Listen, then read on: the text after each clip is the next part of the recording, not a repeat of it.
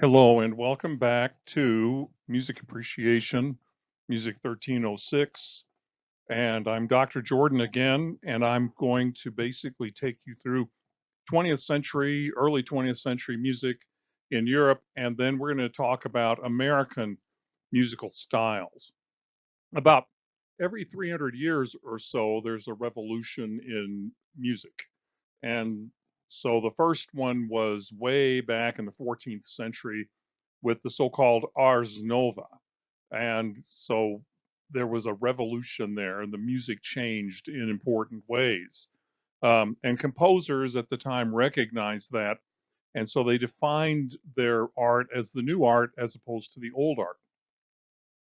That lasted about 300 years. And around the year 1600, guess what? We get another revolution in music with the advent of the Baroque. And they said the same thing about their music. You know, people like Claudio Monteverdi and Giulio Caccini called this music the new music. And they distinguished the new music from the old music. And we've discussed that in class. So you know that about every 300 years, you know, we've had this new music versus old music, around 1300, around 1600. And now it happens again in the 20th century. Around the year 1900, we get the advent of new music and new horizons, new creations going on musically, in harmony, in form, in rhythm, in timbre, and not so much in texture, but a little bit. So we get all kinds of new ideas, new experiments happening in music. Some of the experiments are more successful than others, and we're going to talk about these experiments. A lot of this is based on technology in one way or another. Um, and so your textbook kind of gives you some ideas from the visual arts about this revolution, and the musical arts are somewhat similar. We get some precursors to the revolution with this post-romantic era. You know, there you have Leoncavallo and Mascagni, these Italian verismo composers. So we have this post-romantic opera that they call verismo. You heard that with Puccini's La Boheme, Si mi chiamano Mimi, this sort of operatic monologue that we get from Puccini.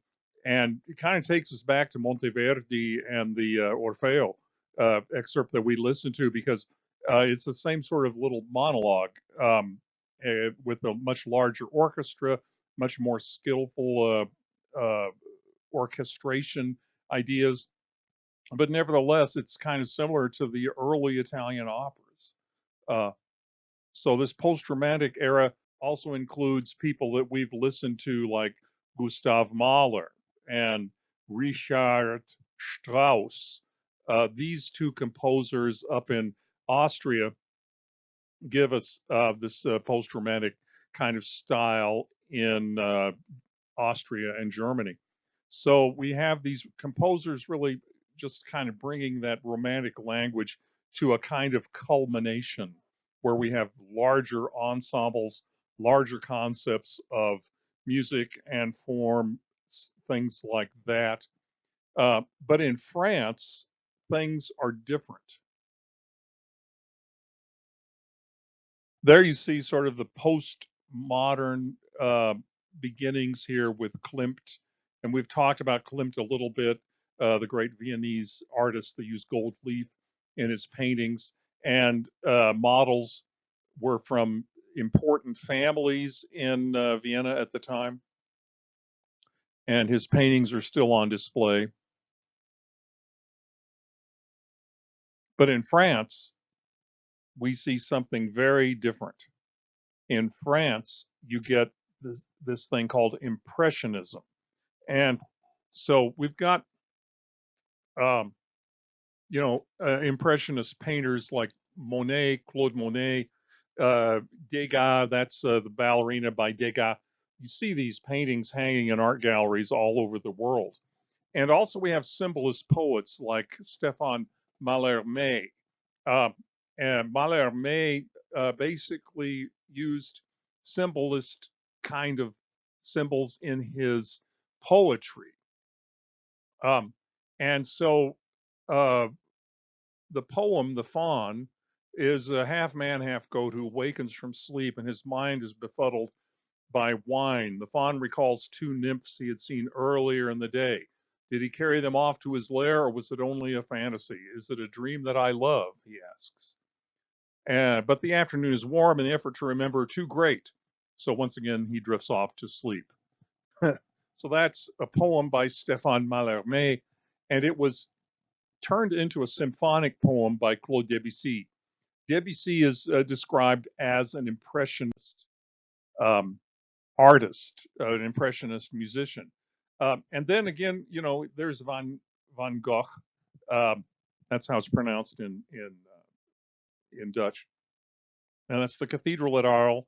And you see, it doesn't look like a cathedral. In fact, if you built a cathedral to look like that, it would probably fall down.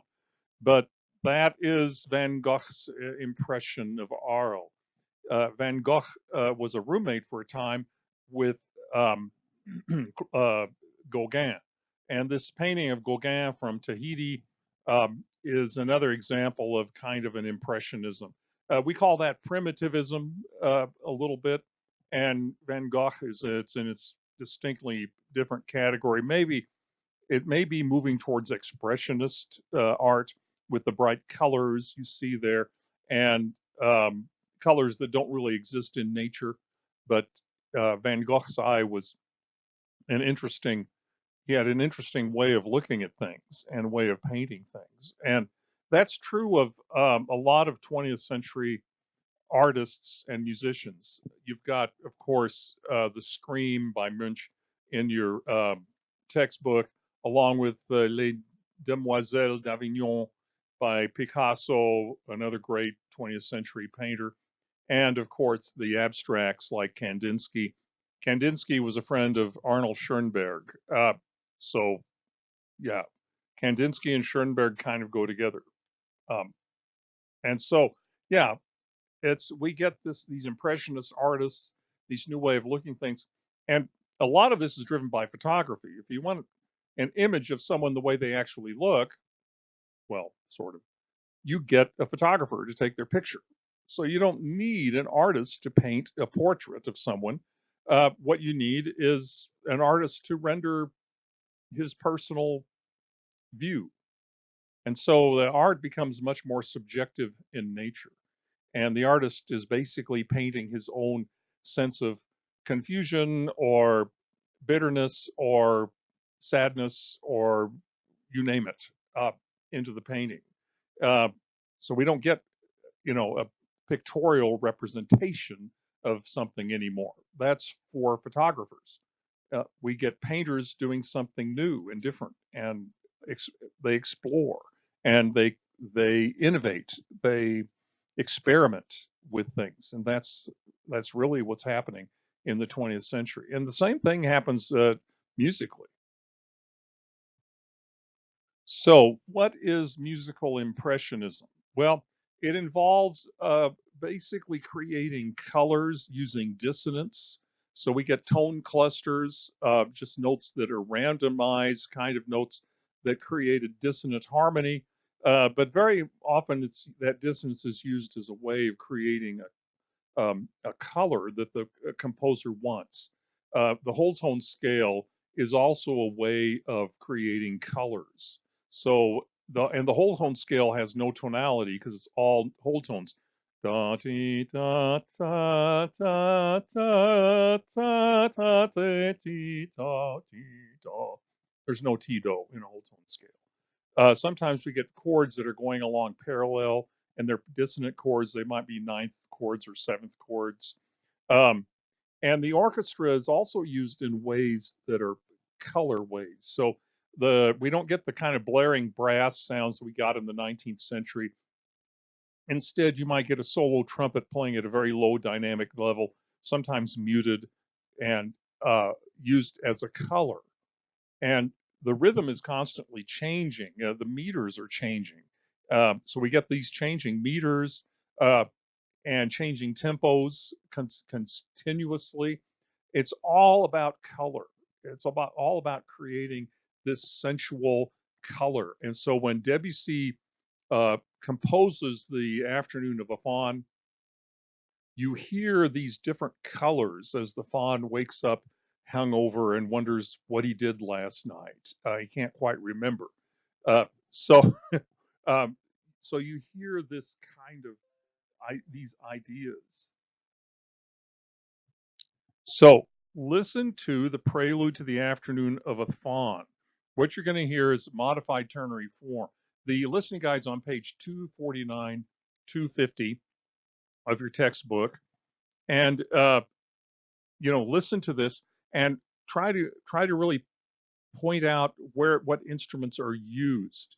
So we have three flutes, two oboes, an English horn, two clarinets, harp. The harp plays a huge role. Four French horns, strings, and these instruments are used to evoke these colors and to evoke this image of a hungover satyr wondering about what he did last night. The form is just AABA. The meter is not all that clear. We don't. He's not really interested in giving us a clear downbeat and a clear sort of metric structure. So yeah, and yeah. So if you listen to this, you might also take a look at the picture by Claude Monet. Uh, the same thing is going on there with Monet. He's evoking things in your mind that create this impression of a sunrise in the harbor. But nothing there is direct. It's very indirect. And the same is true of this piece by Debussy.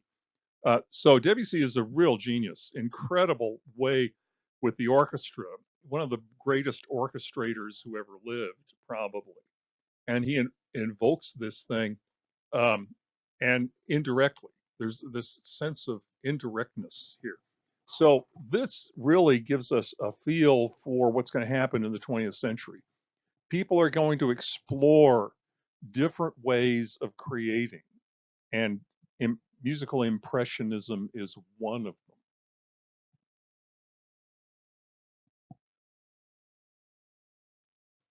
So we get these currents in early 20th century music. It really takes off right before, during, and after the First World War. And it's a reaction against romanticism to an extent. And we get expressionism, expressionist paintings involve evoking bright colors that don't exist in nature. Dadaism, this is a Dadaist piece here, uh, bolting a urinal upside down against the wall and calling it art, using trash for art. So it's kind of an anti art, and we get that to an extent in a lot of 20th century music. And eventually we get this new classicism, neoclassicism, where the composers harken back to the 18th and 17th centuries for inspiration. So we get all of these things going. There's a there are dozens of isms in the 20th century. When we talk about the 19th century, we get Romanticism. The 18th century, we get one ism, right? Viennese classicism. uh, so yeah, the isms, we only get one ism in the past, and all of a sudden, bam, in the 20th century, the isms explode. We get all kinds of isms, composers exploring all kinds of different ways of making music. And it's simply because life is more complex, marketing is more complex, composers are more complex, and they're dealing in a more complex world. And you have different technology that influence things, recording technology. And when we get to American music, we'll talk about how recording technology revolutionizes music in the United States and afterwards the world. So recording technology is a huge, huge thing in this exploding ism kind of thing that's going on. So uh, And then the Nazis react against all of this, and they created art exhibits and even musical exhibits of art and music that were decadent. And so they called it entartete Tonkunst, right? Decadent music. Entartete Kunst, decadent art. And strangely enough, more Germans listened to and saw the decadent stuff than they did the stuff the Nazis approved of, believe it or not. So, so they kind of were self-defeating because after the war, all of a sudden, this so-called decadent art and music began to flourish in Germany, and they're still around today. So, it's just because people during and before the Second World War were exposed to it, and they grew to kind of accept it or like it to a great extent. They had to keep it a secret, of course, during the Nazi years, but after the war was over, they began to see the merit of this stuff. There you see Kandinsky and this abstract art. As I said before, what does this mean? What is it? It can mean whatever you want it to mean. It's there to basically give you a means of understanding what's going on inside yourself as well as inside the artist. So it's abstract art, and you see it all over the place today. And we'll talk more about abstract art as we go on. So, new elements in musical style, rhythmic complexity, more syncopation, more polyrhythm, more metric complexity, more uneven meter, 5/4s, 7/8. That's a popular one. More, so we get more uneven metric stuff going on. The melodies are often disjunct and the intervals are dissonant in the melody. So they're very difficult to sing, but the instruments can play them somewhat easily. So it's very instrumental in its outlook. New harmony, new ideas of harmony. Uh, you'll get um, you'll get these complex sort of tone clusters going on the same way you had in Debussy, and that just gets more. And so the harmonies become more dissonant. Even in popular American music, we have dissonant harmony because we've got these chord extensions, 7th, 9th, 11th, and 13th chords. And polytonality, playing in two keys at the same time. So there are new concepts here in tonality. So we get, for instance, Stravinsky's Rite of Spring. One of the first things you hear in that is an E flat major uh, played on one level and E major on another level. So you've got E flat major and E major going on at the same time at different pitch levels. Then we get with Schoenberg, Webern, Berg, and others, we get atonality, basically trying to figure out how to keep music from being tonal.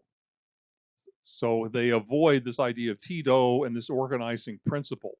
Uh, that doesn't last for very long, but it's popular in various segments of the population, believe it or not. It's not music that's going to cause people to shell out money to come to a concert, but it is, one of the trends in 20th century music that we need to talk about. And the 12-tone method is a way that Schoenberg and Webern and Alban Berg began to avoid traditional tonality. So they basically took all 12 notes of the chromatic scale and they arranged them in something called a tone row, and they play the tone row in various configurations throughout composition. And so that's their way of organizing pitch. Dissonant counterpoint. In other words, it used to be that counterpoint had to line up in thirds and sixths and octaves and fifths. And if you used a dissonant interval like a seventh or a tritone, you had to resolve it. Now, you throw all that out, and the dissonant intervals that occur are just there, and they're not resolved. So there's a lot of unresolved dissonance and a lot of polyphonic texture in this music. The orchestra gets bigger and the percussion section grows. It grows by leaps and bounds. All kinds of percussion instruments are employed to create polyrhythmic patterns underneath the music and to basically enhance the music rhythmically. And composers experiment with new ideas of form. Often the music is through composed, it goes on and on. So you don't really get, if you'll remember our old friend, the sonata allegro and these forms of music, you're not going to hear that as much in the early 20th century. They begin to kind of get over that and just either just use simple ABA form or create their own form out of their own mind. So it's through composed. So all of these things happen in the 20th century. And the first kind of composer in this vein that we're going to listen to is Igor Stravinsky. Uh, and Stravinsky's life parallels Picasso's to an extent, and so we get this life where he goes through these various stages of development, and you hear how he basically changes over his life. So he starts off writing music more or less in a, what would you call it? Uh, in an impressionistic style. It sounds a little bit like Debussy because he studied the orchestration techniques of Debussy after moving from Russia to France. He spent a lot of time in Paris during the early years of the 20th century. Eventually left Paris just before the Nazis won the what's the word? Won the fight against the French and took over France during World War II. Stravinsky left Paris and came to the United States.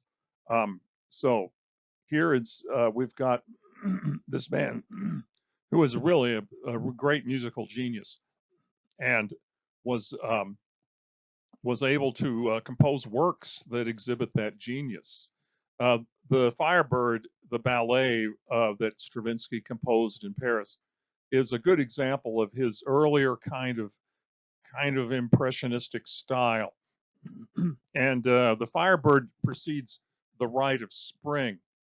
With the Rite of Spring, Stravinsky embraces something called primitivism, and the Rite of Spring is about finding a virgin to sacrifice so spring can come. And it's set on the steppes of Russia in pre-Christian times. And the ballet basically starts off with dawn. The dawn is introduced by a bassoon playing very high in its register, very disjunct melody.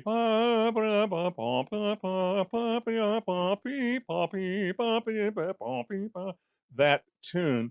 And then he's answered by various other woodwind instruments. Then you get these pitch layering where you get one melody in one key at one pitch level, and then another one underneath in another pitch level in a different key. And so you have this polyphonic, polytonal uh, music. It sounds confusing. And of course, it's going to be very confusing for the poor young girl who is picked to be the sacrificial victim. So this is the day when we pick a sacrificial victim. And so the music sounds, well, like music to pick a sacrificial victim by.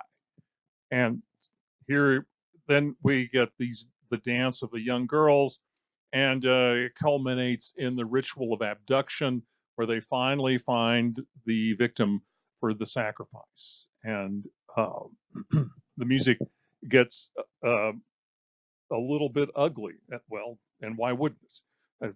It's about picking someone to be sacrificed. So this music is about a human sacrifice. It premiered in 1913, and the music was so the dissonance. People had never heard anything like this before. The rhythmic complexity, the dissonance, the driving sort of rhythmic aspects of the way that he uses instruments, and instruments played in ranges that are foreign to the sound of the instrument, like the bassoon that starts it. These things the people had never heard this before, and it provoked a riot. People began attacking each other in the hall, and then it spread out into the street. And but sacrificial victims, you know what sacrificial victims are?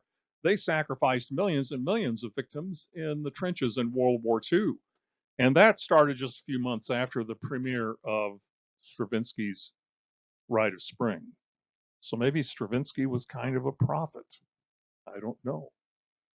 But the music was controversial instantly, and that, right, great marketing plan, controversy sells. But it's also one of the most creative, brilliant pieces of music that's ever been written. Remember, we talked about Symphonie Fantastique and how creative that was. Well, this is in that ballpark. It's maybe even more creative than Symphonie Fantastique, um, but and it's done all the time. So listen to the Rite of Spring.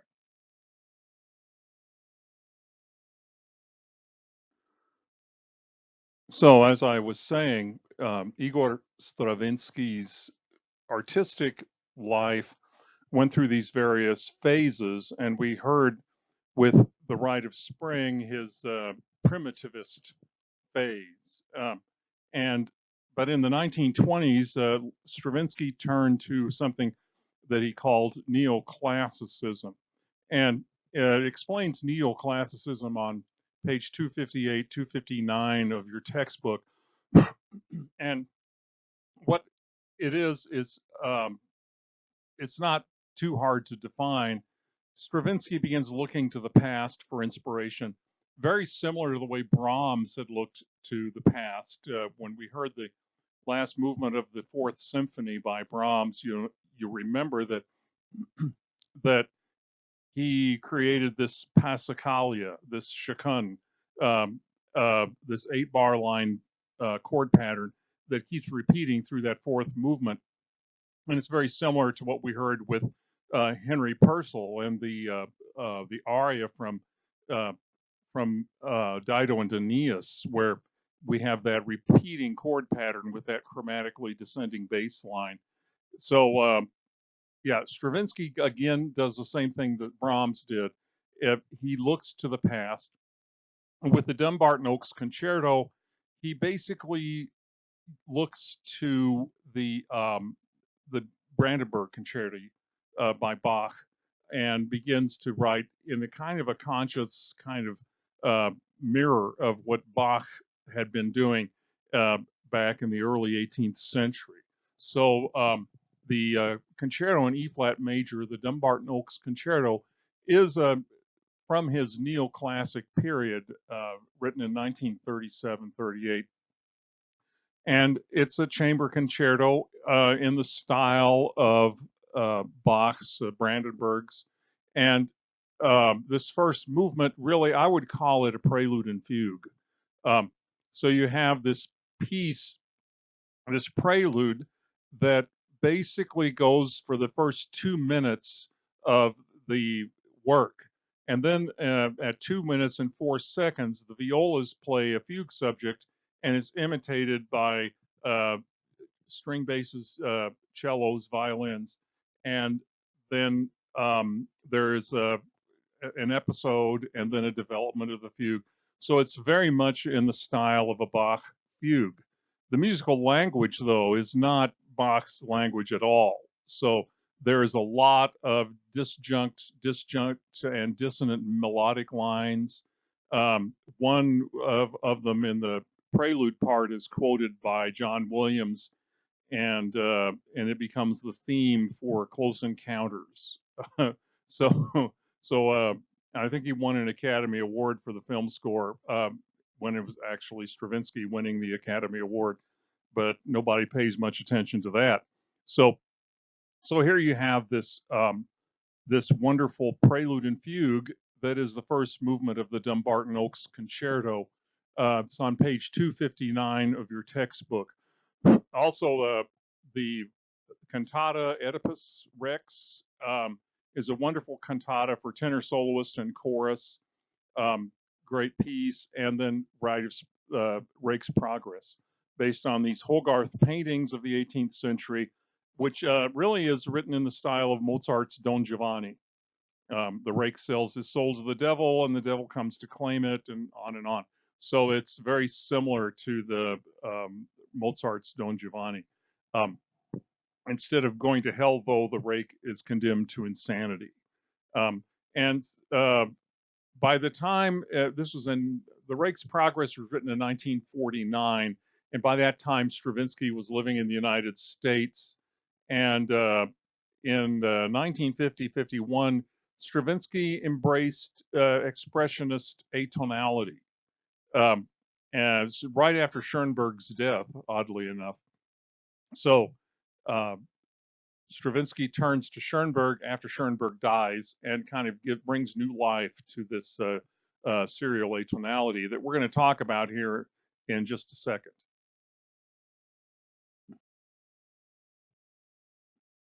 So there is a picture of Arnold Schoenberg and his dog. Schoenberg doesn't look like a musical revolutionary. He doesn't look like a guy that would become the most hated composer of all time, and yet he is. Okay, Schoenberg is basically a guy who loves to experiment, and we're going to skip a chapter here and go on to chapter 29 of your textbook, and it gives you a brief sort of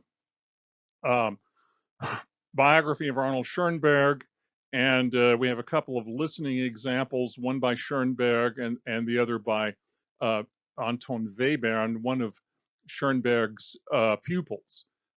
So what Schoenberg was doing here, and he wrote some beautiful tonal music, but in 1912, 1913, he begins to experiment with atonal music, music that doesn't have T and Do.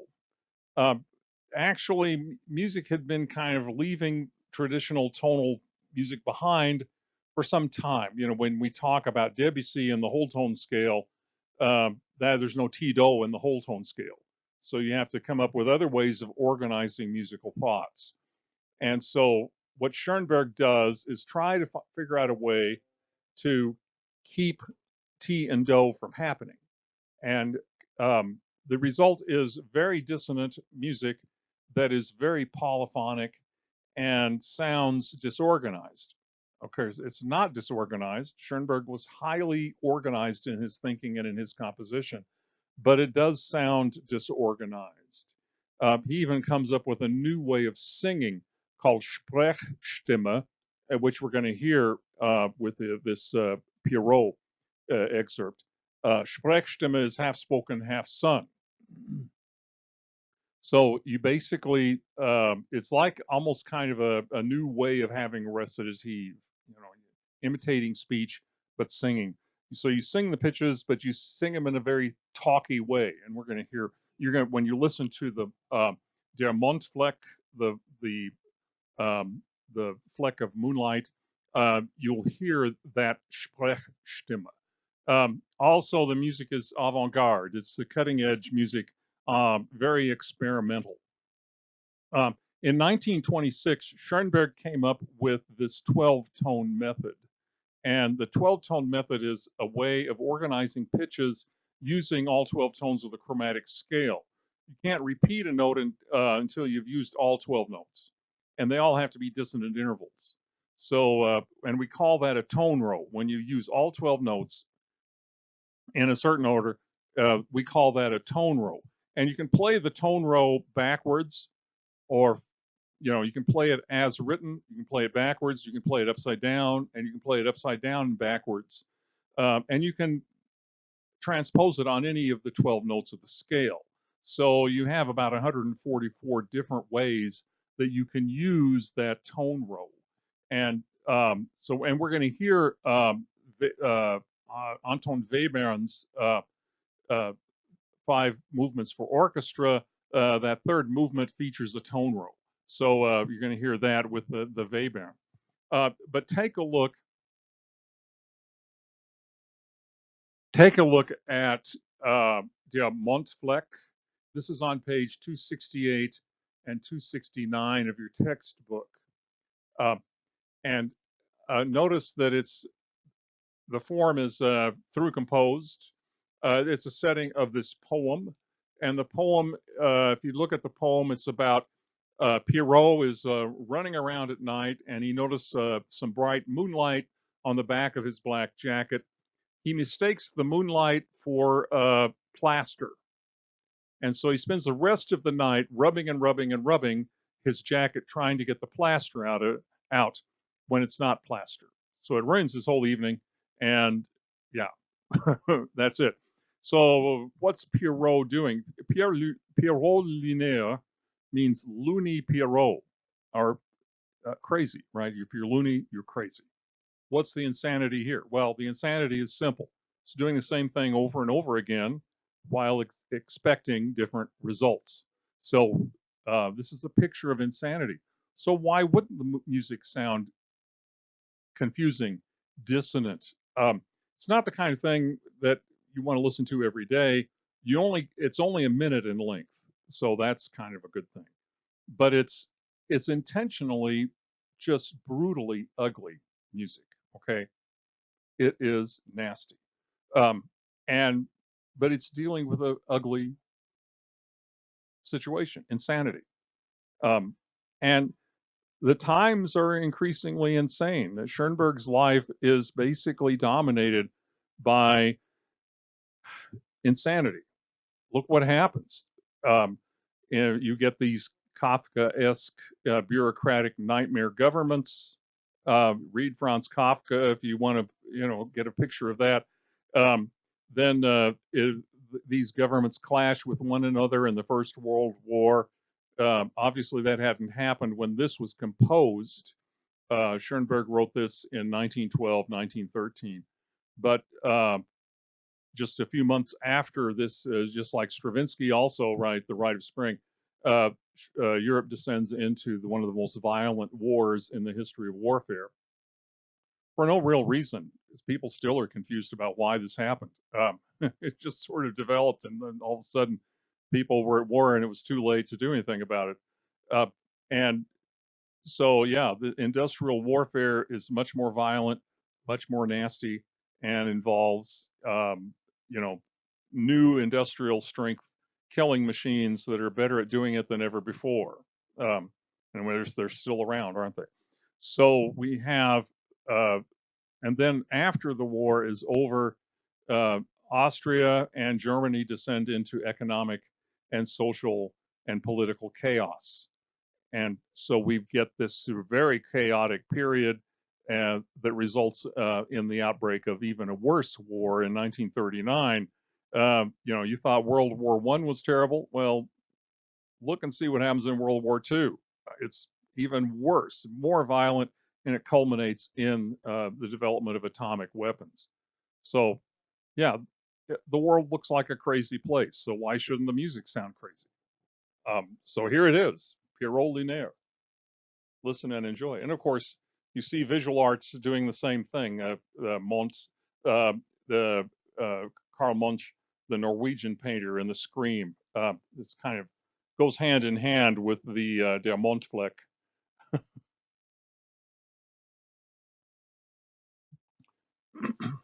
No one could empty a concert hall faster than Arnold Schoenberg. Um, he's the most maligned, misunderstood composer in the history of music. And yes, um, people love to hate Schoenberg. And, you may not like Schoenberg either. But the music has actually had a lot of influence, believe it or not, uh, over the decades since it was first introduced. And look at the Twilight Zone, for God's sake. Those old 1950s television shows where you hear a tone row right from the beginning. You want to sound spooky? You want to sound weird? Write a tone row as a film score. And instantly you get scary music, ugly music.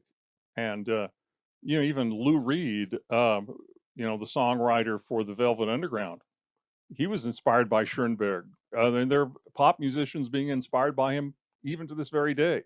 So Schoenberg's had a tremendous influence, whether you like it or not. Um, and obviously, this audience doesn't really much care for it.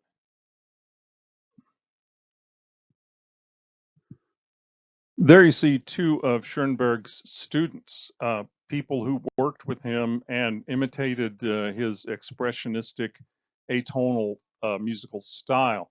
The tall guy on the left is Alban Berg, an opera composer chiefly, and also a composer of songs. The shorter gentleman on the right is Anton Webern, who was mainly instrumental music composer. Berg's operas, two of his operas are done frequently, especially Wozzeck. Wozzeck is in that style of Pierrot, this pre-serial atonality, and and it's quite an effective work dramatically. Um, Berg had a wonderful gift of writing lyric-sounding tunes in this atonal style. He's quite a good composer. He's also well known for his wonderful violin concerto. Webern, on the other hand, we're going to hear this piece by Webern called "The Five Pieces for Orchestra," the third movement, and it's on page 271 of your textbook.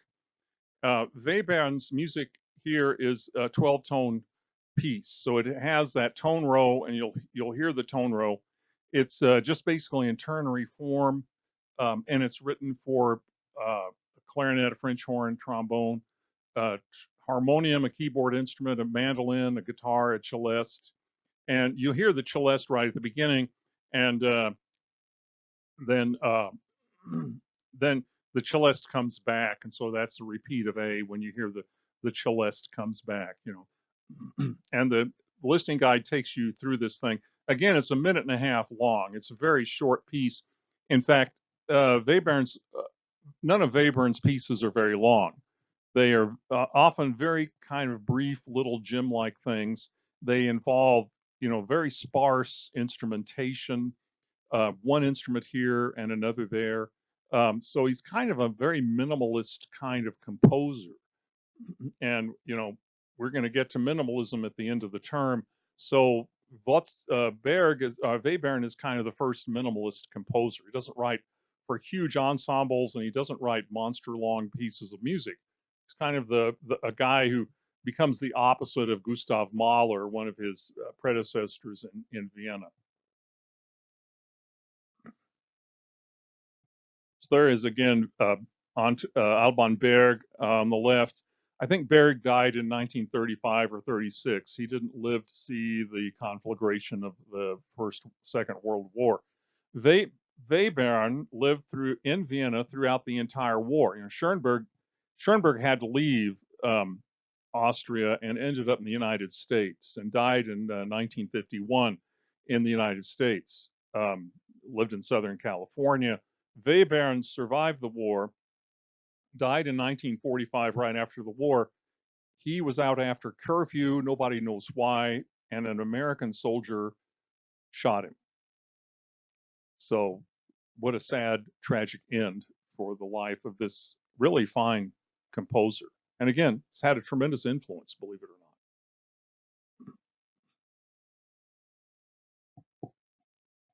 So now we're going to go back to some of this nationalism in Eastern Europe, particularly, a lot of these Eastern European countries became independent nations in 1919 after World War I was over.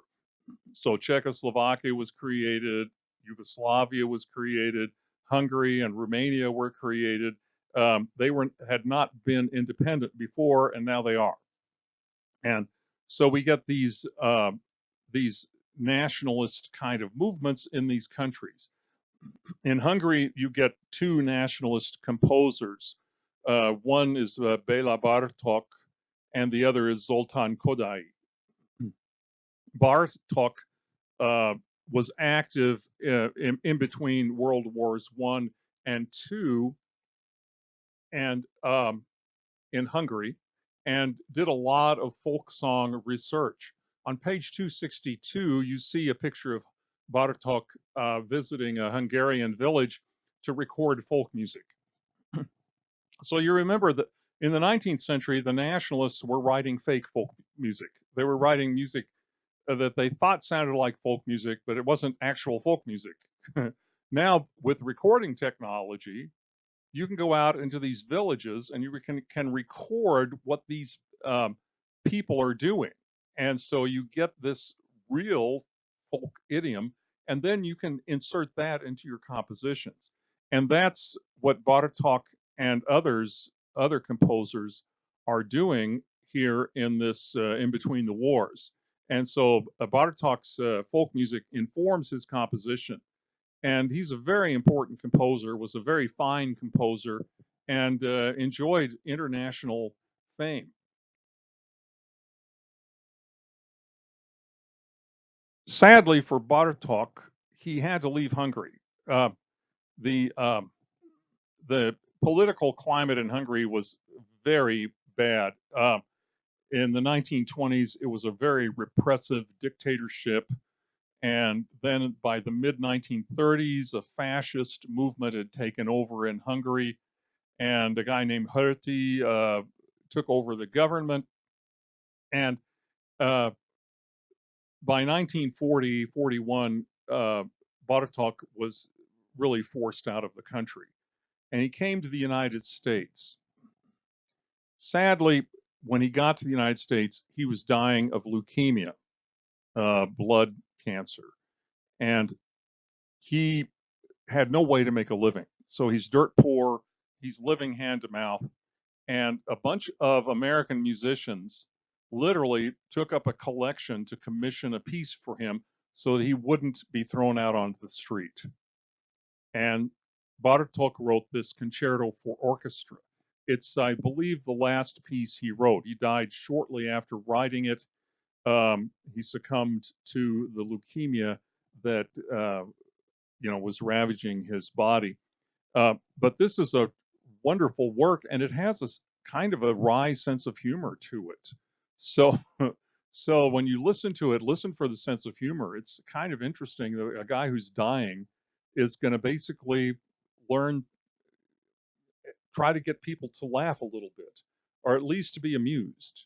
And so you have here this fourth movement of the Concerto for Orchestra. It's called an interrupted intermezzo.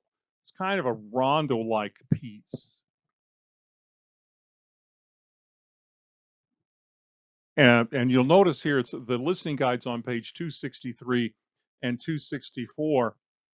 So you get this A form, then the B form, and the A form da dee da da dee da da da da dee da dee da dee da da dee da dee da. So there's that. It's very danceable, very kind of staccato form with lots of repeated notes.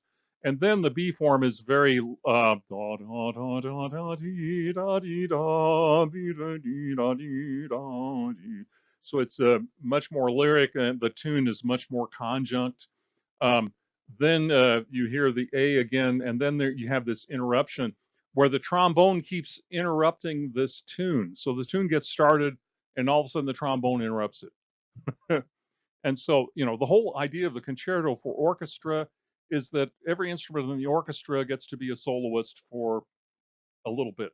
So the whole orchestra gets to be a soloist at one point or another. And so this is the trombone's opportunity to interrupt this tune that gets started. And it reminds me of the trio from the Scherzo and Trio of the Symphony Number 5 by Beethoven, where Beethoven tries to start a fugue and it never gets off the ground. And that's what's happening here in this interruption. It doesn't, that tune doesn't ever get started. It's always interrupted by the trombones, those nasty trombones. Then we return to the B tune and the A tune. Notice that when the return of the B tune, we get muted strings again this time. So you hear that softer kind of muted sound. So it's a wonderful piece, and it's done very frequently. So I highly recommend it. The fourth movement of the Concerto for Orchestra, and it's unlike German expressionism. This is easy music to listen to. It's a lot less. What's the word? There's a lot less angst in it, and and it's tonal basically. So Bartok never abandoned traditional tonality, stretched it quite a bit, but never really abandoned it the way that Schoenberg and Webern did.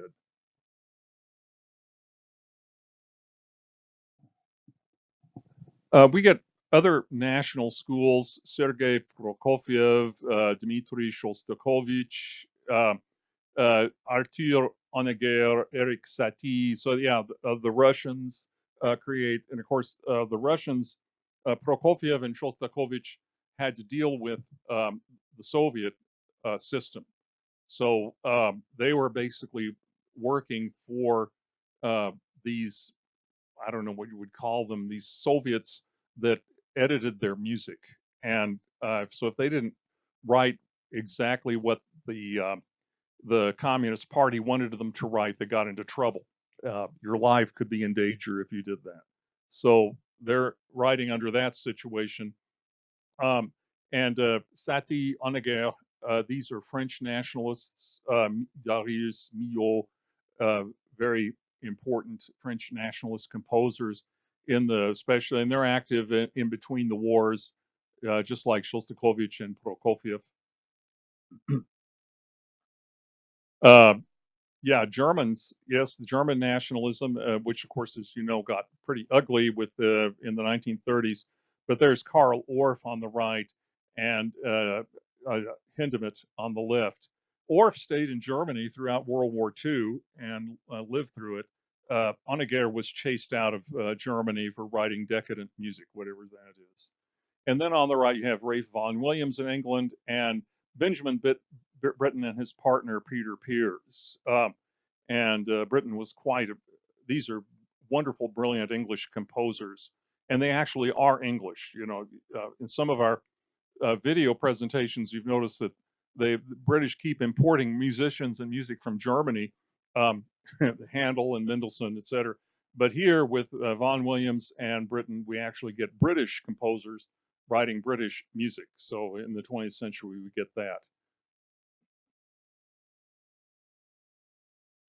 And of course, we've talked about Kodai a little bit in Hungary. Kodai basically lived into the communist era when Hungary was dominated by Communist Party uh, hacks. And Sibelius, who you see there in Finland, Janacek in uh, Czechoslovakia, very important Czech composer. So that concludes our discussion of um, Western European music in the early 20th century. So now what we're going to do is discuss American music. And this begins here with chapter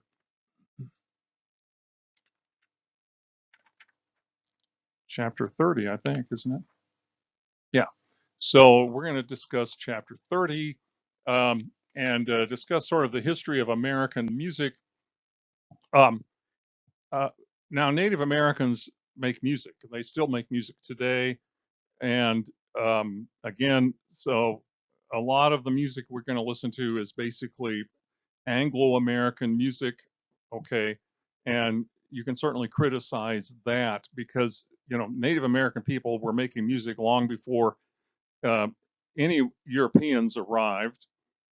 And when the Europeans did arrive, they were from Spain mostly, um, and uh, and they made incursions into both the southeast and the southwest.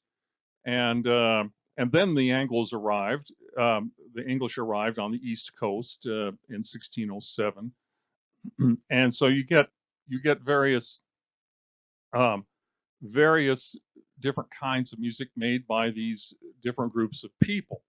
And of course, by 1619, these English settlers were starting to import African slaves, and the African slaves brought their music. And fortunately, we are going to get to listen to some of that. Um, and so, but most of the music that we have from the 18th and 19th centuries is music that was written down by Anglo Americans because they were writing the music. So we don't hear music that Africans were making because it wasn't written down. And there's a folk tradition in the 18th century in what is now the American Southwest. It was part of the Spanish Empire at the time. And that folk tradition is still going on in northern New Mexico and various other places. But we don't have any examples of that in our textbook, sadly. You can go to northern New Mexico and sit down on the Santa Fe Plaza there outside the Palace of Governors, and you can hear people doing it, as I have. But so, yeah, so we have all kinds of musical styles from the very beginning, but the main one that got written down is this American sort of Anglo-American musical stuff. Now, that's not to say that it's not very, very different. And so our first example here on page 281 of your textbook is a fuguing tune by William Billings. Billings was a colonial era composer and a very important one, lived in New England, and his music isn't at all like Mozart or Haydn or Beethoven. It is chiefly music written for a cappella chorus. A lot of it is sacred music with a sacred text, as this fuguing tune is. The fuguing tune is a round, and you won't hear many rounds written by Mozart or Haydn, but you hear this round. In other words, everybody sings the tune, but they come in at different times, and you'll hear that as we get going with this tune. The text is, when Jesus wept, the falling tear in mercy flowed beyond all bound. So it's a sacred text, and it's a Protestant kind of emphasis. So and it starts out monophonic, and then it becomes polyphonic as these voices all come in. And you see that with the timing here on page 281. It's also modal. It's a church mode. I think it's either Aeolian or Dorian mode. And so Mozart and Haydn weren't writing in modes; they weren't using church modes. But here, from the very beginning, so this music is very different. They're employing these old church modes here, and Billings is using a church mode here and writing this a cappella vocal music. So it's really fascinating to see just how different Billings is from what's going on in Europe. And sort of Billings is writing this about the same time as Mozart is composing the Marriage of Figaro, and Haydn is writing the London Symphony, the Symphony Number 94, but about it in that period. So, but the music is very, very different, and so it's interesting. So now we're going to jump to Stephen Foster. By the 1820s and 30s, in America, minstrel shows were very popular. The minstrel show got started kind of by accident. A very, unsuccessful comedian actor was walking around the back streets of Pittsburgh, Pennsylvania, when he heard an African American singing a tune while he was shoeing a horse. And the African American's name, I think, was Jim Crow. I kid you not. So this guy hears Jim Crow singing a song, and he goes home. He takes some coal, blacks his face, and appears in front of an audience in blackface, singing kind of his version of what Jim Crow was doing.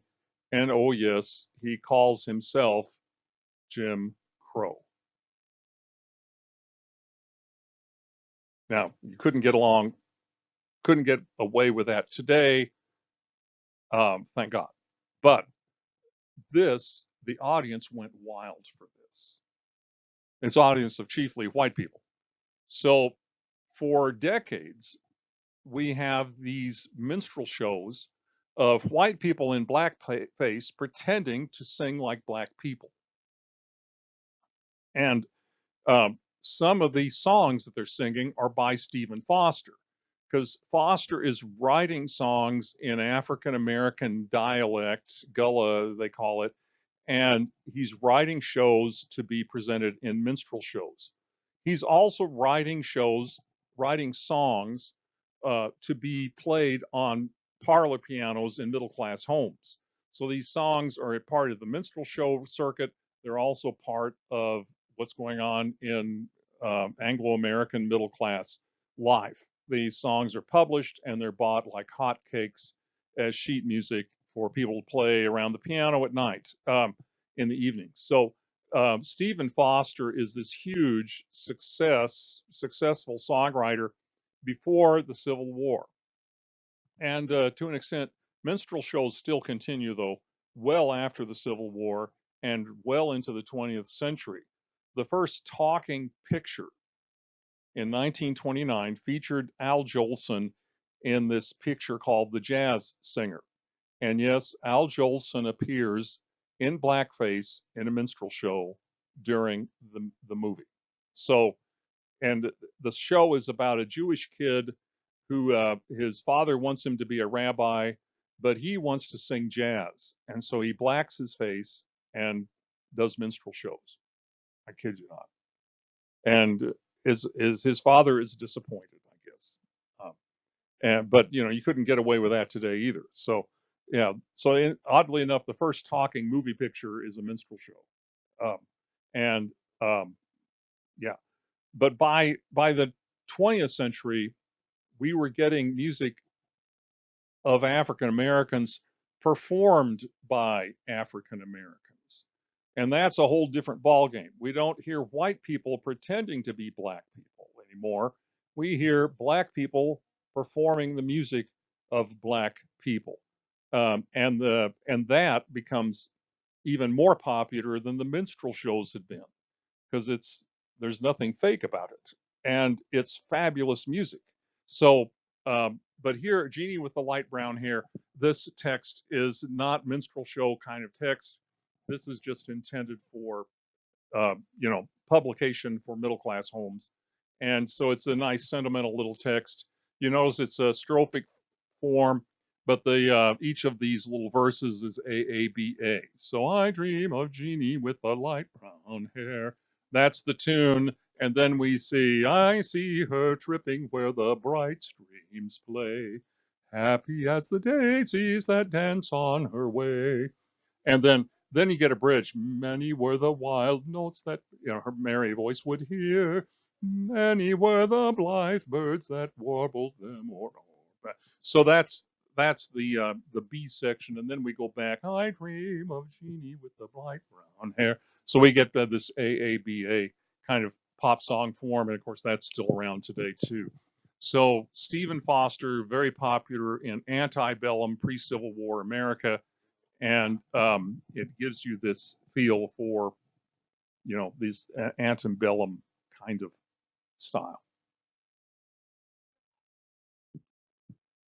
So after the Civil War in the 19th century, the later years of the 19th century, in America, we see unprecedented industrial economic growth. The corporation is born, the trust is born, and we have these people emerging like the Rockefellers and the Carnegies and J.P. Morgan and others. And so these people are, basically making a pile of money.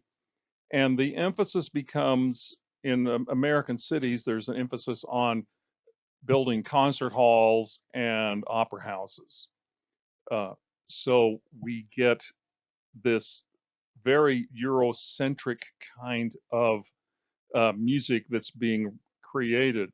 Music conservatories are founded to train American musicians to sound like European musicians.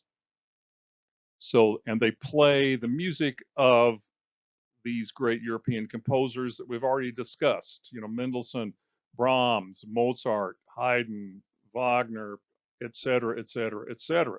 So these concert houses are basically built to play European music for American middle class audiences, and largely white American middle class audiences who enjoy the music and train their children to play like Europeans, playing European instruments in this European style.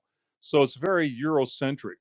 Um, and one of these really fine composers who is an American but has that sort of European outlook is Amy Beach.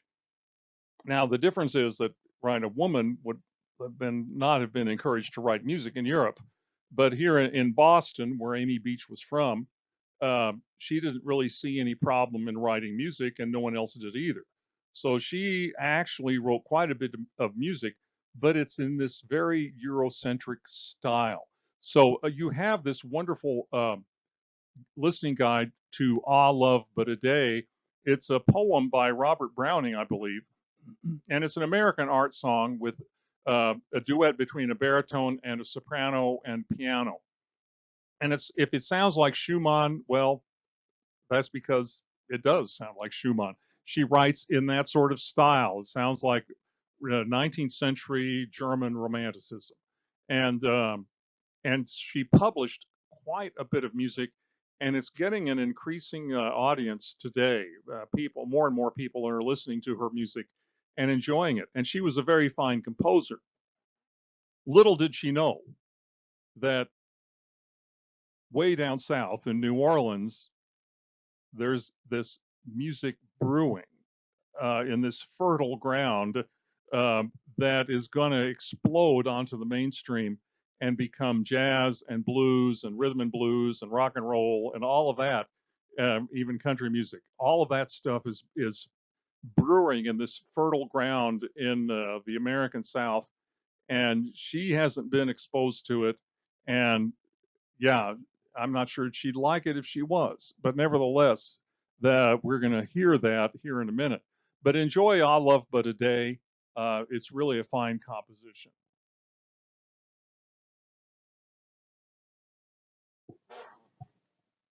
So this next chapter is basically about. Um, let's go past. Okay, jazz. Blah blah blah. Yeah. Okay, so we're going to talk about American classical music here, uh, and yeah, this is starting in on page chapter 34 on page 314 of your textbook, and we're going to listen to Aaron Copland first.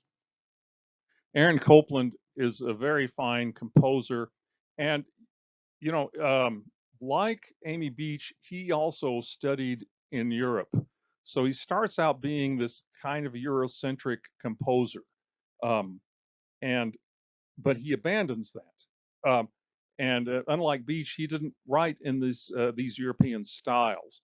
So he studied with, of all people, Nadia Boulanger in Paris, who was one of the foremost music educators of her generation. But when he returned to the United States, he initially was writing, believe it or not, music in the style of some of these 19th century Europeans, but he abandoned that for a much more kind of national musical style. And we have an example of that in your textbook with Fanfare for the Common Man. And that Fanfare for the Common Man is on page 318. You hear this piece every 4 years at the Olympic Games. It's played commonly at the Olympics. And it's truly a fine piece of music. It doesn't last very long, and it's a brass and percussion mainly, and you hear that very disjunct melody,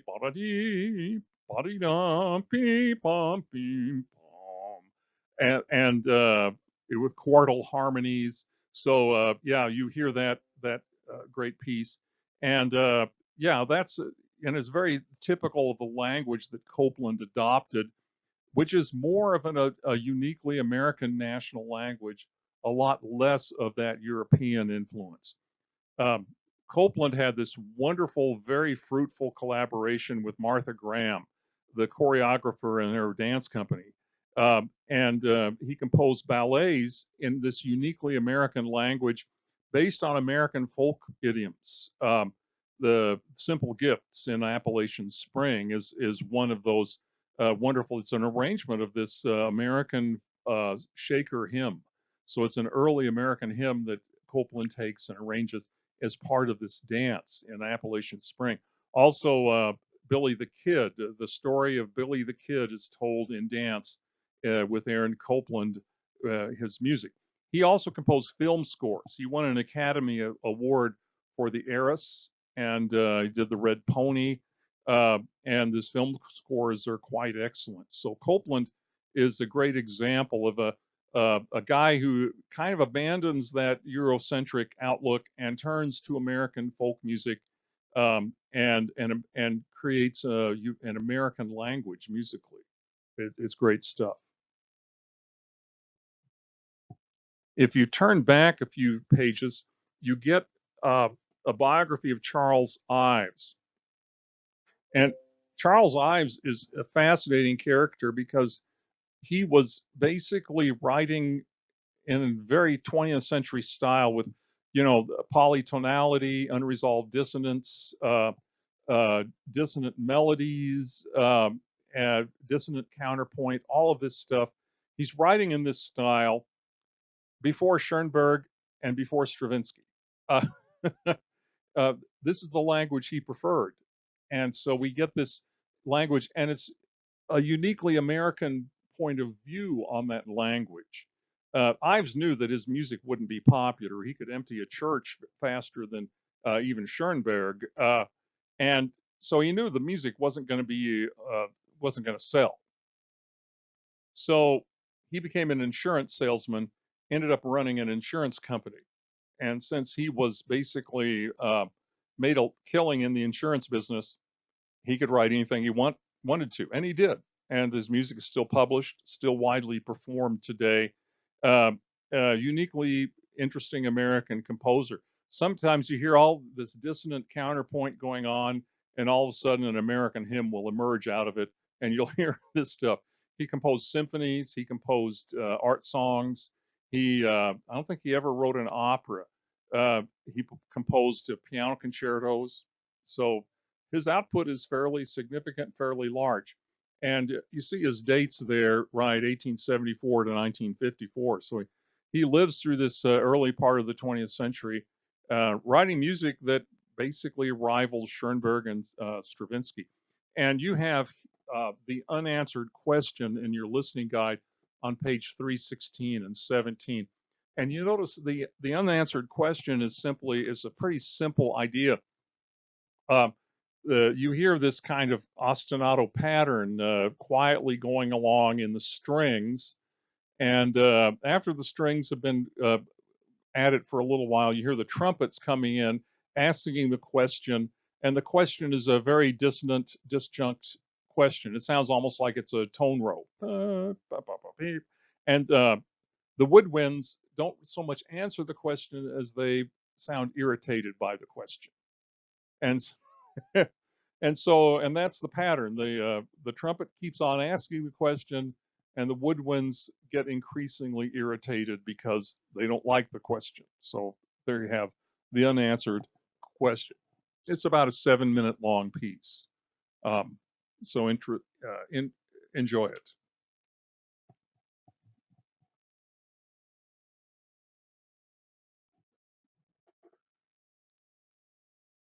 So we're going to go back and talk about composers influenced by early jazz and popular music. And one of them is William Grant Still. He is on page 310, 311 of your textbook. He was born in Mississippi, and he is an African American symphonic composer.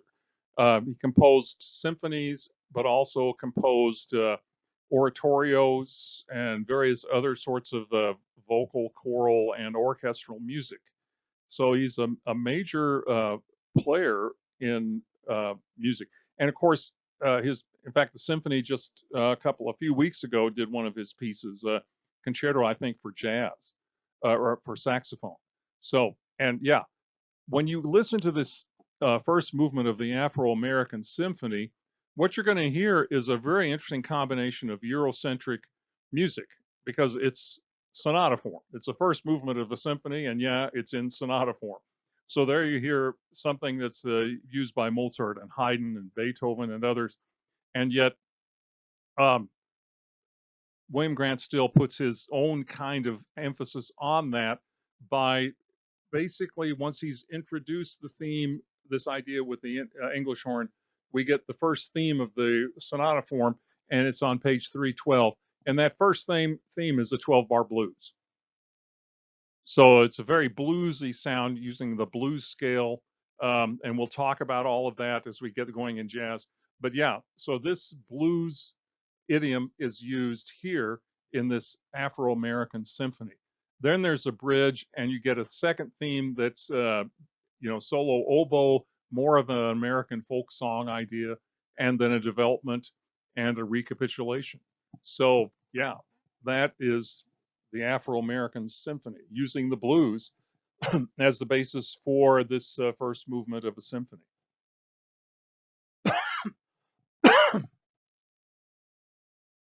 And Ellen Taffy's Wheelie. This is a piece that came out, but in the 1980s.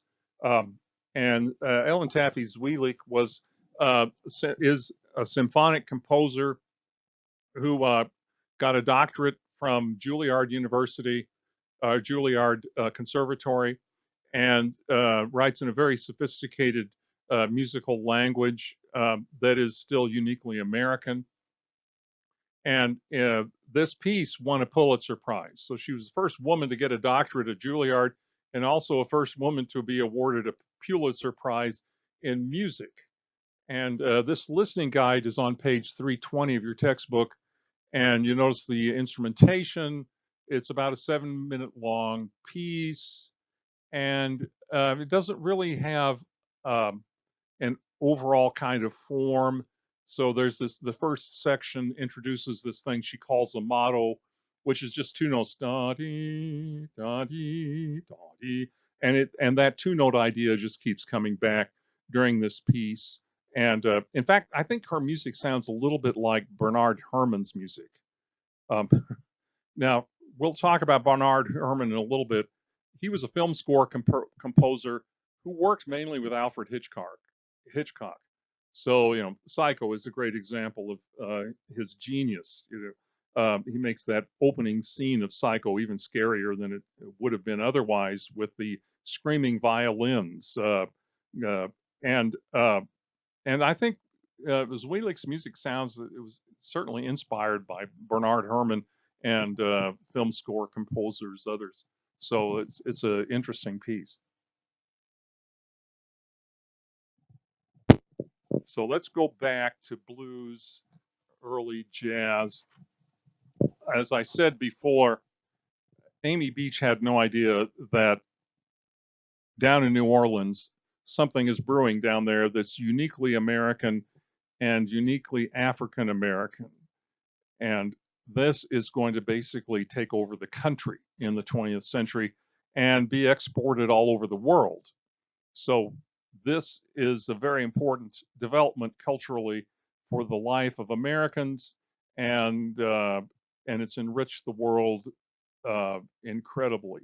So, and it starts off really well. It started off in the early 19th century with these shows that every Friday, I think, they would have a show in Congo Park, and African slaves and African freed people would congregate in Congo Park and make music, and huge crowds show up to hear it. Today, it's called Louis Armstrong Park. It's right there by the French Quarter, the Vieux Carré in French, and so it's just north of the French Quarter, and so you can see if you go there, just imagine that that Louis Armstrong Park is where American music began. This was the creation of unique Americans, and many of them were African Americans. A lot of them were Spanish-speaking Americans in New Orleans. The Cajun French people were there. So it's a mixture of all of these things that came into being and created this uniquely American sound that we call jazz. I don't know if they had a word for it in the early 19th century, but it gradually grew. And what helped it to take off were two things. Uh, with ragtime, what we get are player pianos and recording technology and publishing. So the earliest kinds of published African American music were these rags. And the composer par excellence of the rag was Scott Joplin from New Orleans. So you've got a little biography of Scott Joplin and a listening guide on page 291 of Maple Leaf Rag. And um, we don't get uneven beat subdivision with these rags. This is music written for piano. So we don't get a lot of uneven beat subdivision the way you do with the blues. But what you do get is a tremendous amount of syncopation and polyrhythm. And polyrhythm is really uniquely African. Polyrhythm is what African slaves brought with them from Africa. So when they arrived on the shores of the Americas, no matter where it was, all of a sudden there's polyrhythm. So you get all of these complex rhythmic patterns that are played at the same time. And yeah, it makes you want to dance. And that's what ragtime does. Ragtime does create this polyrhythm, and it makes you want to get up and dance. And this music was really popular. It was popular barroom music. Scott Joplin himself prepared these rolls, these player piano rolls. So you didn't need a pianist. You could just put the roll in the player piano and crank it up, and away you go.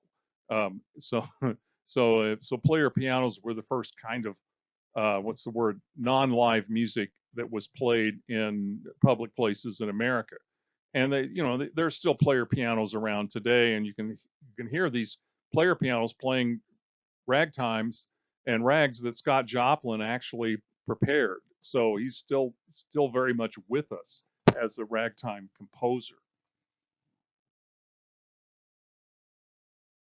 So not long after ragtime hit, uh, we begin getting jazz and blues. Probably New Orleans jazz is the earliest kind of jazz that became popular in American life. And this is because of recording technology. These people didn't have to read music.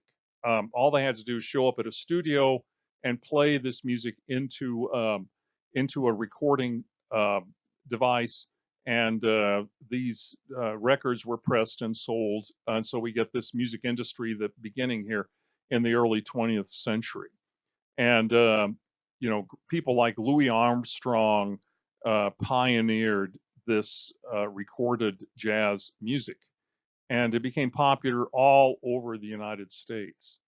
And not long afterwards, we get the blues. Uh, and jazz has a lot of blues in it, but around the year 1920, we begin hearing more and more blues recordings.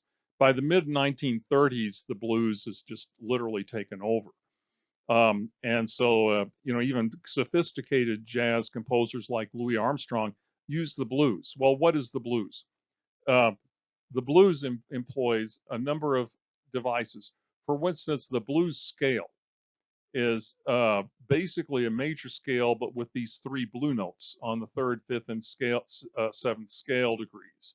So when you hear the blues, what you'll hear are these blue notes.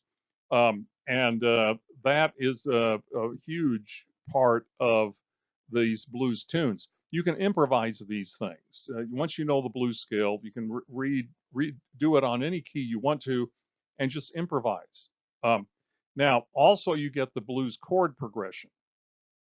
So if you're in the key of C, the blues chord progressions is going to use three chords, C, F, and G. And it's generally done over a 12-bar period. So you have what we call the 12-bar blues, and it involves 4 bars of C, 2 bars of F, 2 bars of C, a bar of G, a bar of F, and 2 bars of C. Believe it or not, that adds up to 12. So And that here on page 293, you've got Bessie Smith singing the Lost Your Head Blues. And on page 294, um, it takes you through each of the chorus of the blues. Lost Your Head Blues is 5 choruses of 12 bars each. And each of those choruses is this chord progression. There's this call and response set up between the cornet and the voice. So the cornet fills when she's not singing. And you'll notice too that the lyrics are AAB. Um, so I was with you, baby, when you didn't have a dime. And then you hear your first chord change, and she sings it again. I was with you, baby, when you didn't have a dime. Then when you hear the G chord, now since you got plenty of money, you throwed your good gal down. So it's this AAB text, that's sung over this 12-bar chord progression. And that's as true today as it was in the 1920s when Betsy Smith first recorded this. Yeah. And so, yeah. So what we hear now, instead of white people pretending to be black people and singing black music, which they're not, we hear actually black people making their own music and performing it. And Americans are ignited by this. Now, in the 1920s, jazz and blues was considered to be the devil's music. So preachers got up in pulpits and condemned this music, especially the fundamentalist type preachers. Fundamentalism was very popular in the 1920s, and it was a reaction against the modern life, in essence, to a great extent. And so these preachers get up and roundly condemn this music time and time and time again. And of course, that makes it more popular. Controversy sells. The more controversial the music is, the more people go out and buy it.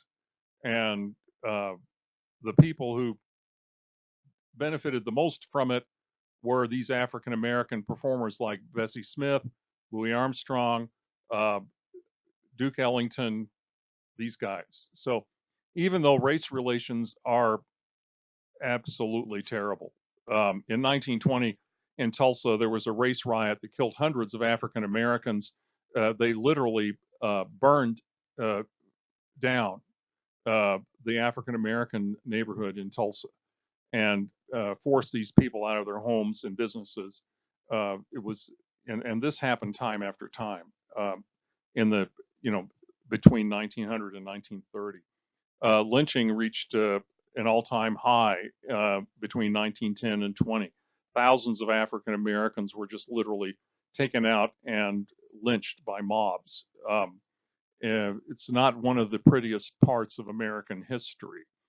But yet, for the first time in American history, we also are hearing black people making their own music. And so, yeah, there's a kind of a silver lining on that very, very dark cloud in a way. And it's because of jazz and blues.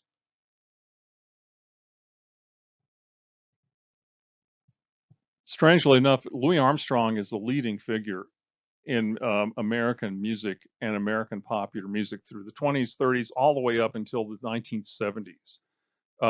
This man is incredible.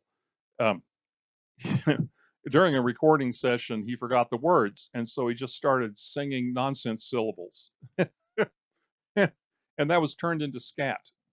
so, so you'll hear people scatting away, uh, imitating Louis Armstrong, not knowing what he's doing. And so, yeah, um, and it's pretty neat. Also in the 1920s, we get symphonic composers and others using the blues and jazz um, in the orchestral concerts in the concert hall. Um, George Gershwin is a prime example.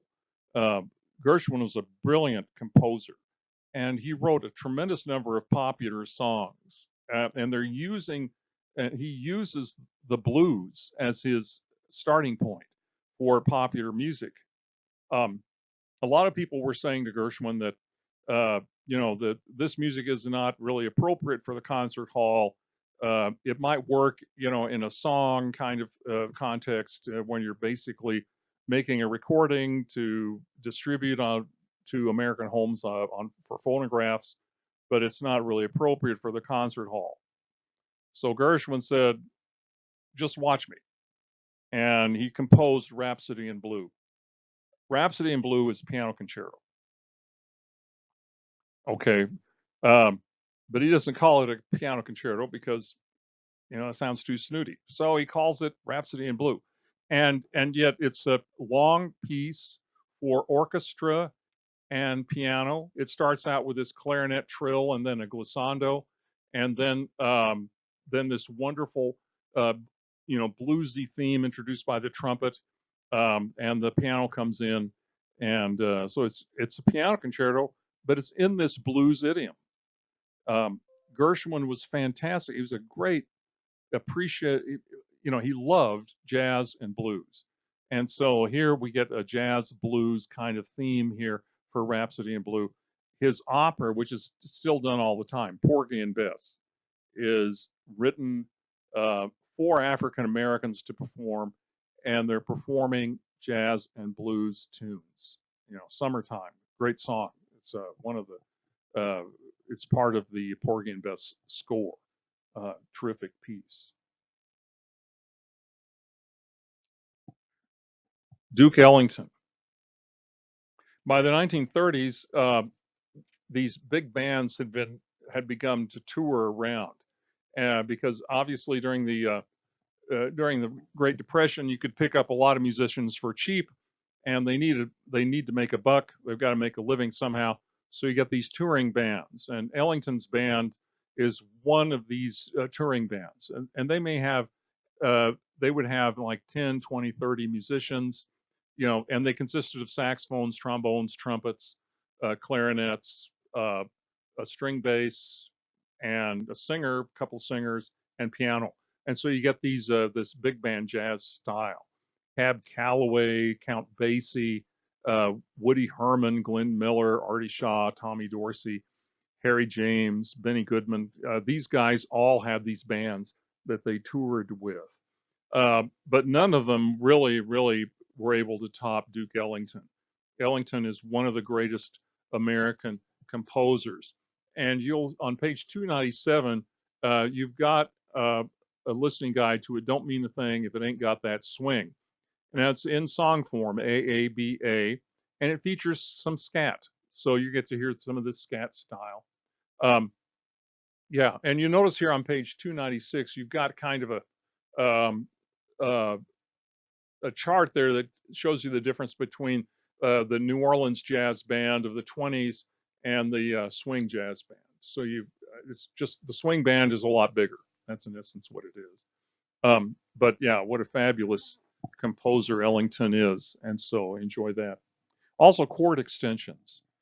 So Ellington employs 7th, 9th, 11th, and 13th chords pretty regularly. So these chords are dissonant, but they don't really sound that bad.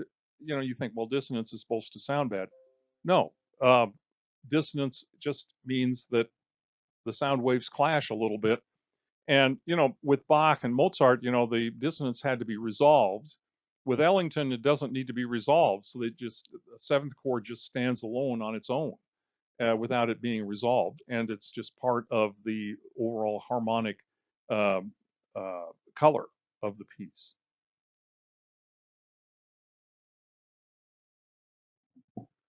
So after World War II, we get various styles of jazz that are being performed, bebop jazz, cool jazz, West Coast, and fusion. So we have a great example of bebop jazz on page 301 of your textbook. Bebop is really fast tempo jazz that is played by these guys who can really play. And Dizzy Gillespie and Charlie Parker are two of the greatest jazz musicians of all time. And they team up here with this Coco to play this incredible bebop number. It's based on the chord progression of this pop song called Cherokee. And they basically just improvise over this chord progression. I think Max Roach is the drummer, and he has this complicated rhythmic feature which involves dropping bombs, I think, as he called it. Um, so it's pretty amazing. Um, and cool jazz really was pioneered by Miles Davis, who you see there, with the birth of the cool in 1949 was kind of the beginning of cool jazz. And the tempos in cool jazz are a lot slower. The themes are a lot more kind of muted, and they were a background to these beatniks who like Lawrence Ferlinghetti and uh, Allen Ginsberg, who would read their poetry in these coffee houses with cool jazz as a background. In 1959, Miles Davis came out with Kind of Blue, which is one of the greatest jazz albums of all time. Features not just Miles Davis, but Bill Evans and John Coltrane. What a group of guys! You can't get better than that. And for the first time in American history, or in jazz history, you hear church modes again. Remember, we talked about Billings way back in the 18th century doing it. And again, Miles Davis begins to play church modes here in this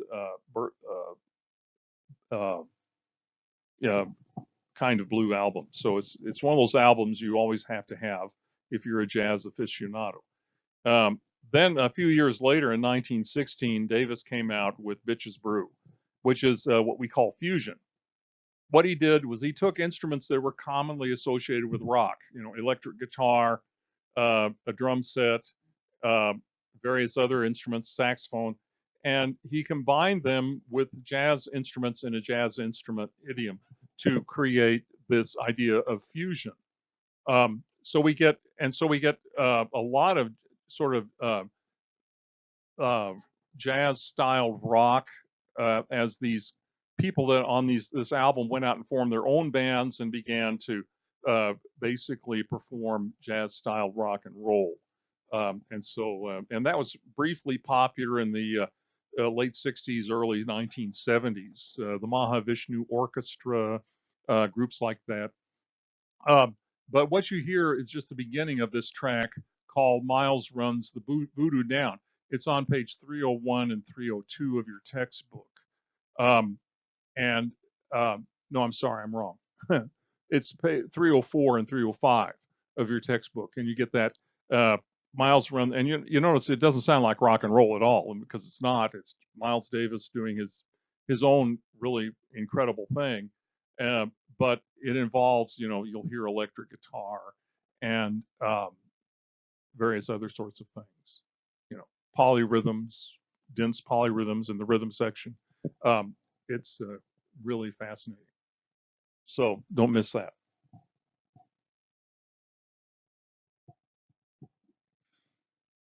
There you see Bessie Smith on the left and Billie Holiday on the right. Billie Holiday in 1939 recorded Strange Fruit. Um, Very controversial song. It basically almost ruined her career as a singer. But it's an anti-lynching song, and it really pulls the cover off of this horrible American practice of violence against African Americans performed by mobs of angry people. And What a song that is. Later on, Nina Simone covered it. And I think Nina Simone's cover is if as good, if not better, than Billie Holiday's. But she really, really took a chance on this song, and it really kind of began to make Americans question, what are we doing? Um, so it was kind of a step in the direction of the civil rights movement.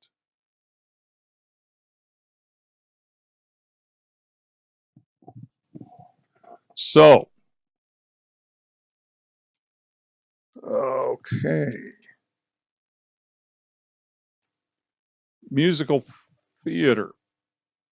All right, yeah.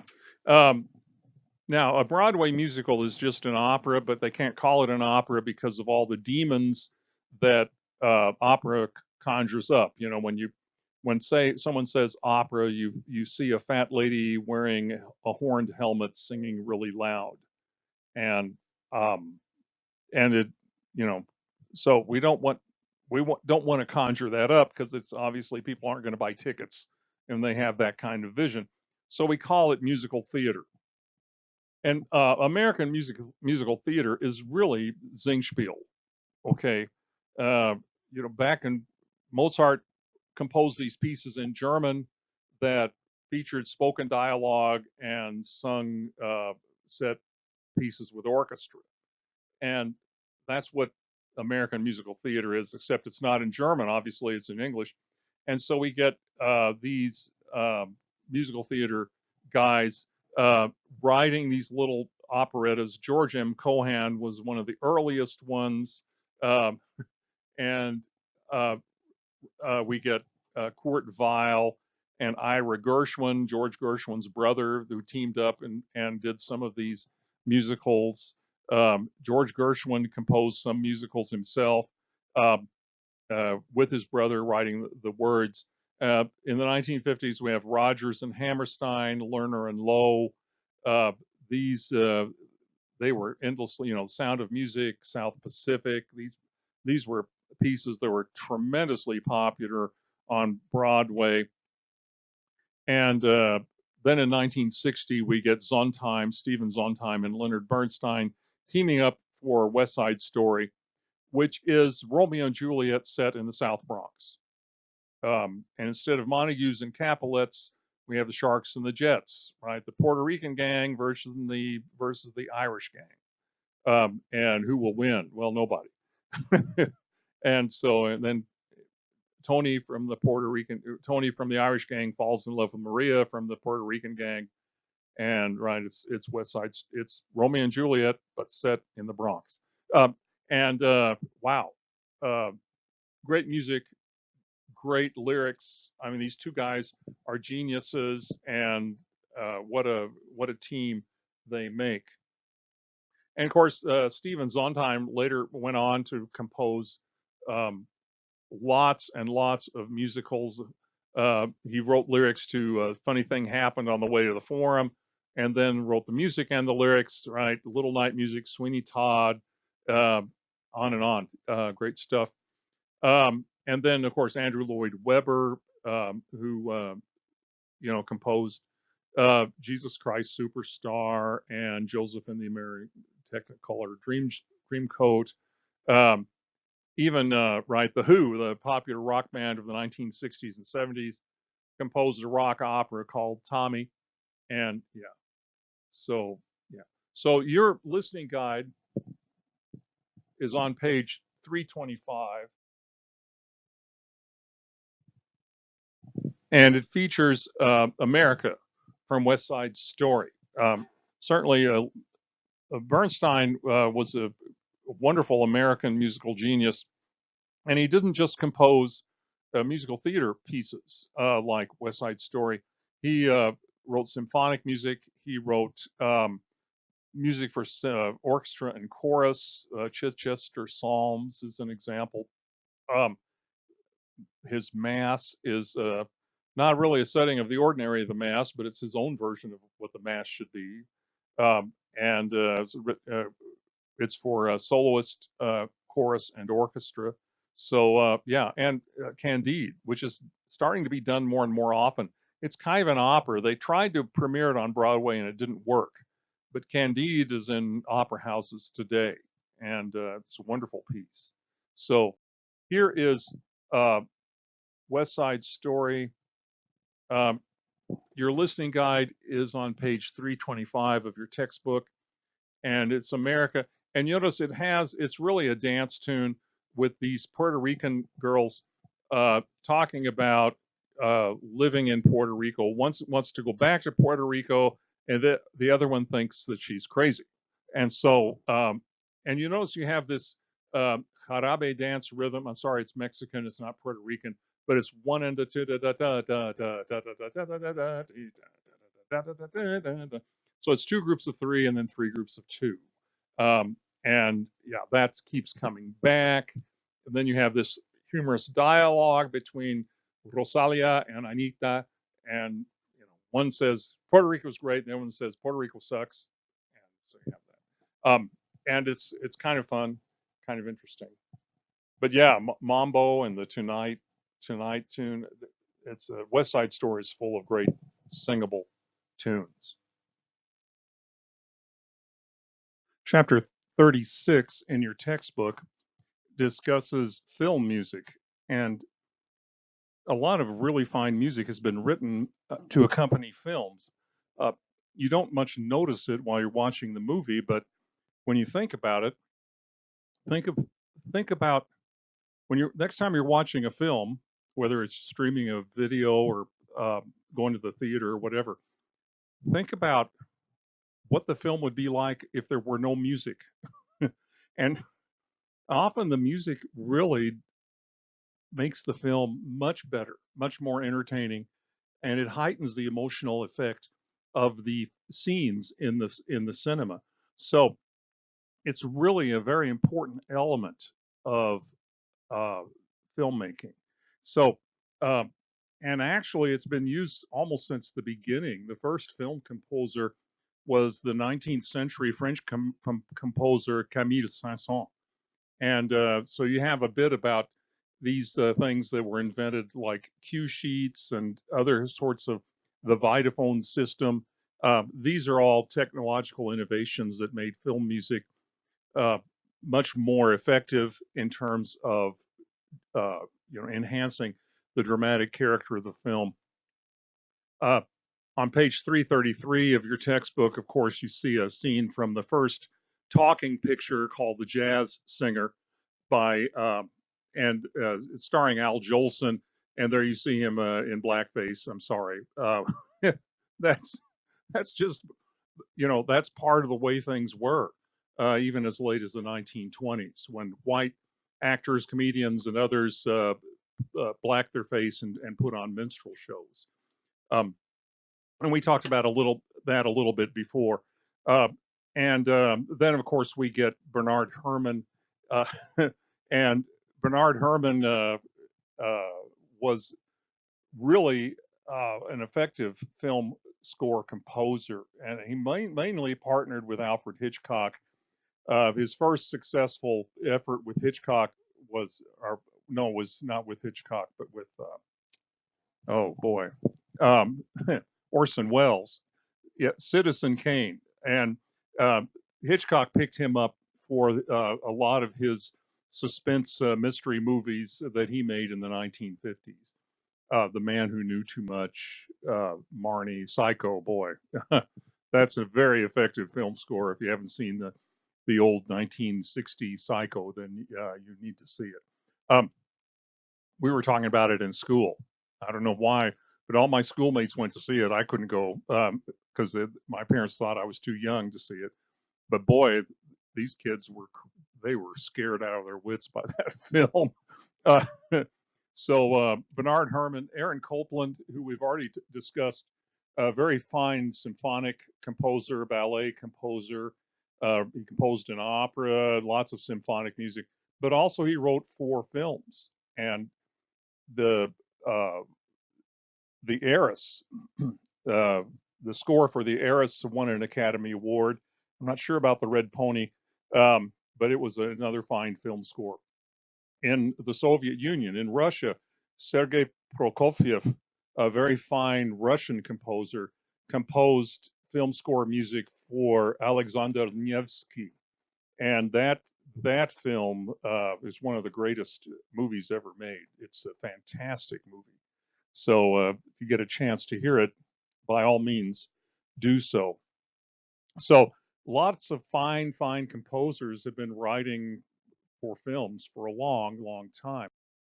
Uh, of course, the most popular film score composer today is John Williams, but John Williams and is kind of he copies from people quite a bit.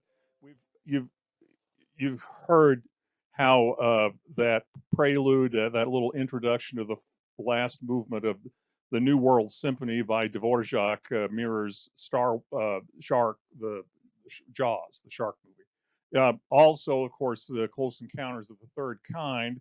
You hear that music in Stravinsky's Dumbarton Oaks Concerto. And here with Star Wars, this theme from Star Wars, what you hear is Eric Korngold. Korngold had an interesting career. Uh, Korngold was an Austrian composer, and during the period between the wars, between World Wars I and II, Korngold was quite a fine opera composer and composed songs, opera, symphonic literature. A very brilliant guy. Certainly every bit the equal of Richard Strauss, also another fine Viennese composer during this period. But when in 1938, when the Nazis took over Austria and added it to Germany, Korngold had to get out because his ancestors were Jewish. And the first thing they did is start persecuting Jews when that happened. It's called the Anschluss, and it was a disaster for Jewish people. I knew a lot of these people who had to leave. Of course, Arnold Schoenberg did, and he ended up in Southern California. Erich Wilhelm Korngold also ended up in Southern California, and a lot of other Austrian and German expatriates spent a lot of time in Los Angeles during the war and afterwards. So, but Korngold was a lot more successful in Schoenberg and some of his other Austrian compatriots. Korngold turned to writing music for film scores and became very successful in writing music for these pirate movies. And so, the Seahawk is an example. So when John Williams wrote this score for Star Wars, which is really a pirate movie just in outer space, okay?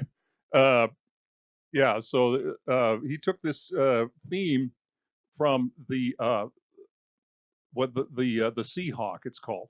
He took the theme from the Seahawk and made it into the Star Wars theme, and at least he gave Korngold credit. And yeah, it's fantastic stuff. It's well orchestrated. Williams is a very skillful orchestrator, but so was Korngold, by the way. So yeah, the theme from Star Wars and these things. And you'll notice too that he borrows some ideas from Wagner to an extent. These themes become kind of leitmotifs, and that's an idea that Korngold and Richard Strauss borrowed from Wagner. They didn't use the leitmotif idea as extensively as Wagner did, but you certainly hear it in their operas. So yeah, so these tunes become leitmotifs, and so when Princess Leia enters, and then you hear her music, it's part and parcel of enhancing the drama. So this listening guide's on page 335, and you go ahead and enjoy this music. Also, of course, John Corigliano, very important American living composer, along with Phil Glass. These people have written some very fine film score music. Corigliano's score to the Red Violin won an Academy Award, and I think Glass has been nominated for a number of them. The film Koyaanisqatsi that he made in the early 1980s is still kind of a cult classic, and so you might look that up and listen to it. It's pretty effective. So that ends our chapter on film music. Listen to these excerpts from film music. You may hear them again. So next, we'll talk about world music and musical innovations. So we'll talk about that in the next segment. Thank you.